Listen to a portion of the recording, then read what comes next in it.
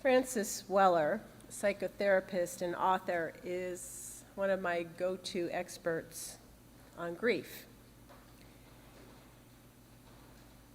His The Wild Edge of Sorrow is one of the most profound and beautiful books I have ever read on this topic. And in this culture where we have such a limited definition of grief, containing it to the emotions in the days and weeks following the death of a loved one and condensing it into stages that we're supposed to work through, Weller says that grief is not something that we will ever get over.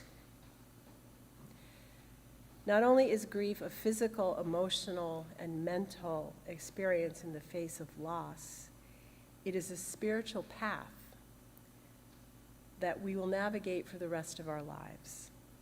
A path that, if we follow it intentionally, openly, and with care, may help us become wiser and more mature souls, more honest and courageous, I think. Now, I know that in the face of the loss of a loved one, these are hard words to hear, because in the immediate aftermath of a death, grief can knock us back. It can undo us. It can bring us to our knees, metaphorically and literally. It can hurt so much we can't imagine that we will ever recover, that life will ever be normal again. And there's truth in that. In some ways, we won't ever recover, and life won't ever be normal again. At the same time, if we recognize that grief is more than an emotional response to loss, that it is the most profound soul work of love, and that we will be engaged with it for the rest of our lives, then maybe we can risk facing it in meaningful ways, especially if we have a community to accompany us. I've discovered podcasts. I don't know why it took me so long. And I listened to Francis Weller talk with Anderson Cooper on Cooper's podcast, All There Is. Now, Cooper lost his father in a drowning accident when he was 10 years old, and then his brother 10 years later by suicide. And some 45 years later, Cooper found his grief breaking through all the strategies and techniques he had developed as a child to keep it under control, keep it buried.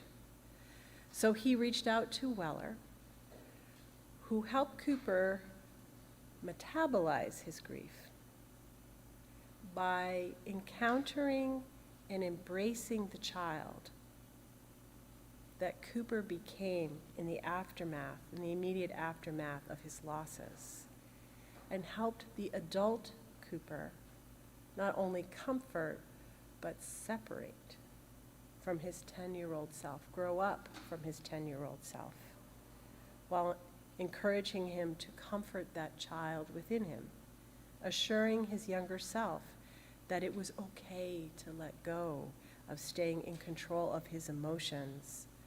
It was okay to let go of not showing sadness or tears. Because, as Weller pointed out, if you're not showing sadness or tears, it also means you're not showing joy and spontaneity. Weller acknowledged that in the immediate aftermath of his loss,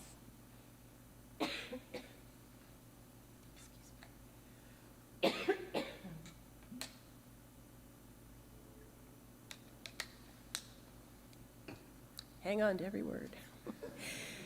Weller acknowledged that in the immediate aftermath of his loss, Cooper's childhood strategies had protected him, and he needed them to protect him. But in the decades that follow, the strategies ultimately stunted him, emotionally and spiritually, because they prevented him from being able to weave his grief into the rest of his life. So Weller guided Cooper from protecting himself from his grief to engaging with it. As Cooper tells him, one thing that you wrote in The Wild Edge of Sorrow, which was so influential on me, is grief is not here to take us hostage, but instead to reshape us in some fundamental way, to help us become our mature selves, capable of living in the creative tension between grief and gratitude. In doing so, our hearts are ripened and made available for the great work of loving our lives in this astonishing world. Grief is essential for finding and maintaining an intimacy with life, with one another, and with our own soul.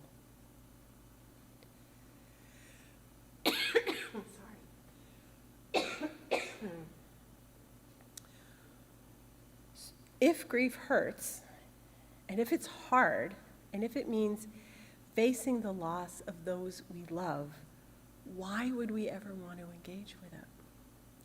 Why wouldn't we want to just get over it and move on with our lives? And how can grief be connected to gratitude? How can we feel grateful in the face of losing someone we love? Well, the key word here is love, because grief and gratitude are connected by it. You hear me say this at every memorial service. We don't grieve the people we don't love and we don't know. That's why we grieve, because we love. And we don't stop loving the people we love because they died. We still love them. We're still in relationship with them. They are still part of us, even if that relationship was complicated and hard. And not only are they part of our lives, they are part of the astonishing world that surrounds us. They help make the world astonishing for us.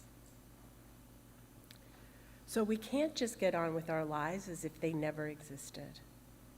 That's one of the hardest parts of grief, is that life does move on.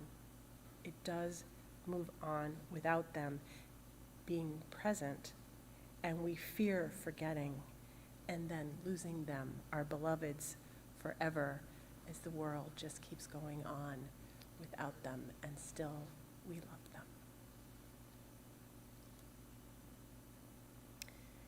In time, though, if we learn to interweave grief with gratitude, rather than holding our grief at bay or pushing past it, gratitude will bring us back to what makes love worth the risk. Why we love beyond death and beyond this world, and why it matters that our beloveds lived, and how our grief can become life-giving rather than life-numbing. As Weller tells Cooper, you know, I've heard it 1,000 times in my practice. If I go there, I'm never coming back. And I often say, if you don't go there, you're never coming back. Because so much of our life force is tied up in pushing this energy away, and so the wound just persists and the numbness increases.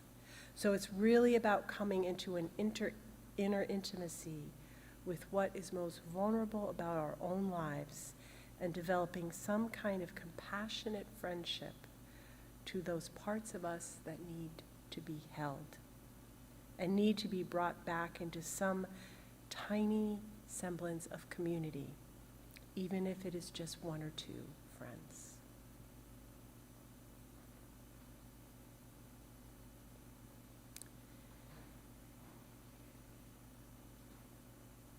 Furthermore, I think if we connect gratitude and grief around our own individual losses, they teach us how to remain engaged and alive in the face of all other kinds of losses. And given everything that is happening right now, all around us, in our country and our world, and coming at us through social media at a pace that is mind and heart numbing, it is easy to become deadened and anesthetized by grief and despair. But this is why Weller's words are so important. If we help each other lean into grief and recall what we love and who we love, and are grateful for our neighbors and our communities, our country, our earth, then we have our path back to hope and back to life.